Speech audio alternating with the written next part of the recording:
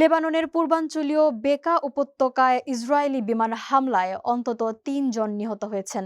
এ ঘটনায় আহত হয়েছেন আরও ১৬ জন। শনিবার ৭ মার্চ আল জাজিরার এক প্রতিবেদনে এসব তথ্য জানানো হয়।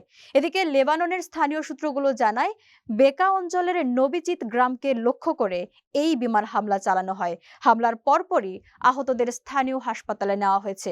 এ নিয়ে লেবাননের স্বাস্থ্য কর্তৃপক্ষ জানায়, নিহতদের মধ্যে বেসামরিক লোকজনও থাকতে পারে বলে আশঙ্কা করা হচ্ছে। তবে হামলার লক্ষ্যবস্তু সম্পর্কে এখনো বিস্তারিত কিছু জানানো হয়নি।